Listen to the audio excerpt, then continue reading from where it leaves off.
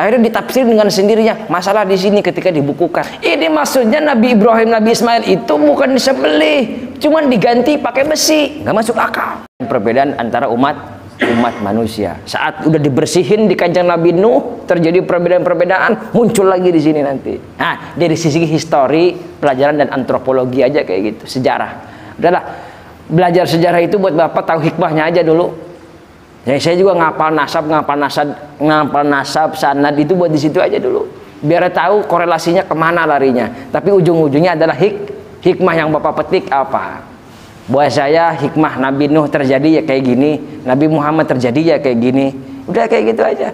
Yang inilah yang lebih kita nikmati itu di situ. Hikmah yang bisa kita petik apa? Bukan kemudian otak Bapak saya isi, saya kasih pelajaran selesai. Pulang dari sini maksudnya apa? 2 tahun saya dakwah tidak ada isinya kan gitu.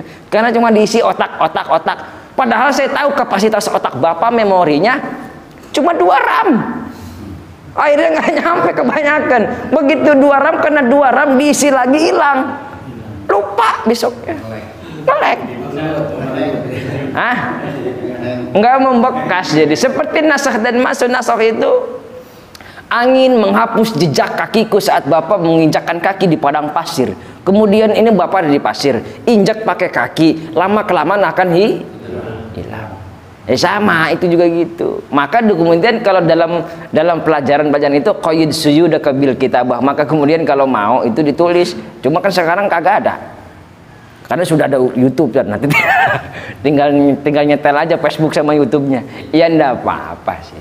Di situnya mendapat. Padahal dengan kitabah itu berbeda. Tapi memang seperti itulah Pak.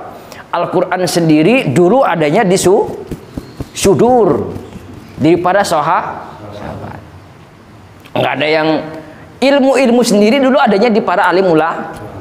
Dibukukan kemudian menjadi masalah. Saat itu yang punya ilmu ini, kekuasaan ini, orangnya bijak semua. Saya sama punya orang bijak misalnya. Contoh Pak, Bapak alim, saya alim. Contoh aja contoh. Amin itu. Walaupun cuma contoh, amin aja. Saya sama-sama ngerti, punya ilmu yang tinggi, saya sama menghargai. Walaupun berbeda pendapat, saya menghargai karena sama-sama ilmunya tinggi. Tiba-tiba saya jadikan buku, dibaca sama Pak Joko, netizen, bayaran. Nggak ngerti maksud saya apa, ini apa, bilangnya saya berantem. Nggak beres ini, akhirnya ditafsir dengan sendirinya. Masalah di sini ketika dibukukan. Ya itu kan di situ masalahnya Pak. Al-Quran pun jasa siapa? Ya Khulafaur Rasyidin, Abu Bakar, Umar, Utsman, Sayyidina Ali untuk membukukan Al-Quran. Jadilah 100 berapa? Surah? Berapa ayat? Jadilah seperti dilalah kemudian ketemulah antara Mu'tazilah dengan Asy'ariyah yang dikawal dengan Abu Muslim dari golongan Mu'tazilah dengan Ghazali. Singkat ceritanya, nanti saya terusin minggu depan. Yang ayat ini bagaimana Imam Ghazali mengkanter pemikiran Abu Muslim yang dari golongan Mu'tazilah. Wah, ini ayat bukan nasikh, karena Mu'tazilah itu tidak mengakui adanya nasikh dengan nasikh mansukh, itu mereka enggak. Asy'ariyah mengakui adanya nasikh dan karena masuk logika. Ini maksudnya Nabi Ibrahim, Nabi Ismail itu bukan disembelih, cuman diganti pakai besi. Nggak masuk akal. Mereka katanya orang berakal, tapi kok nggak masuk akal. Nah itu perdebatan dari situ tuh. Saya lagi ngomong sini intinya mah. Ini kan cuma perintah tapi nggak nyampe pelaksanaan. Ini kan cuma mimpi Nabi, kata Mu'tazilah. Jadi jawab, mimpinya para Nabi itu adalah sebuah wahyu dan kebenaran, kecuali mimpi Paryo, mimpi basah belum. Ini kita kadang kepedean, saya habis mimpi ini. Emang Bapak siapa? Ulama ada namanya Ibnu Sirin, itu mengeluarkan buku Tafsirul Ahlam menggunakan metodologi keilmuan. Jadi kalau Bapak mau nanya tentang mimpi Bapak, tanya dulu lagi. Kadang-kadang mimpi kita hambar, tapi kalau mimpi yang macam-macam tanya dulu sama siapa. Nanyanya sama Pak Nur. Bukan Tafsirul Ahlam, primbon yang dipakai gitu. Ada bukunya khusus Tafsirul Ahlam, itu pun dengan kajian metodologi yang canggih, akademisi, santriwan gitu. Karena mimpi kita ini bisa benar, bisa. Oh iya Pak Nun. Bisa benar, bisa enggak makan nasi uduk berarti. Enggak bisa benar, bisa salah. Tapi mimpinya para nabi itu Wah, ini perdebatan tuh kayak gitu. Oh, ini bukan, ini hanya perintah tapi tidak dilaksanakan karena saat itu begini kondisinya si Mu'tazili dibantah lagi. Loh, kalau gitu nggak mustahil Allah itu mengeluarkan perintah yang mustahil untuk dikerjakan. Karena saat itu nggak mungkin ini mustahil dikerjakan. Jadi hanya sekedar perintah dan anjuran sebagai ujian. Mu'tazilah yang katanya notabene golongan orang-orang yang madhab dibantah sama Imam Ghazali dalam kitab Mustasfa. Mustahil Allah memerintahkan hambanya kepada yang mustahil untuk dikerjakan. Wah, ini perdebatan antara Imam Ghazali dengan Abul Muslim.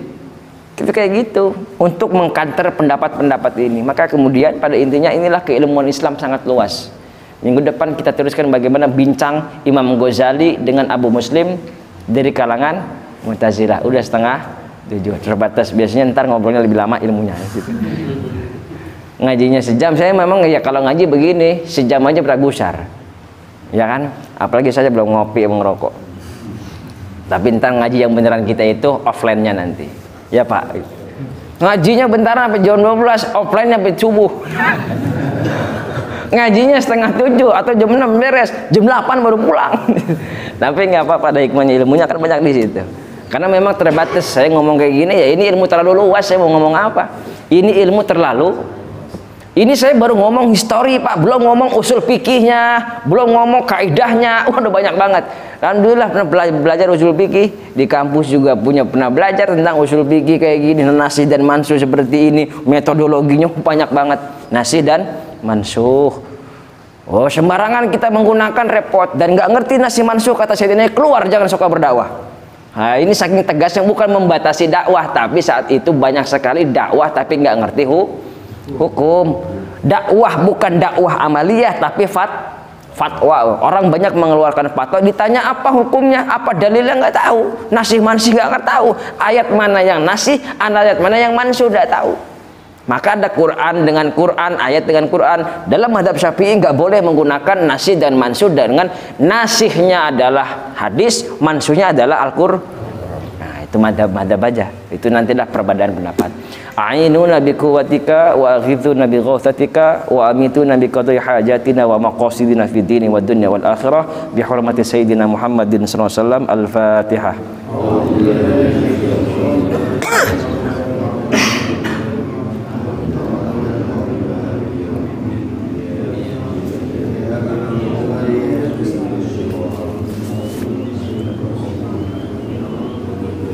Billahi taufiq wal hidayah. Wassalamualaikum warahmatullahi wabarakatuh.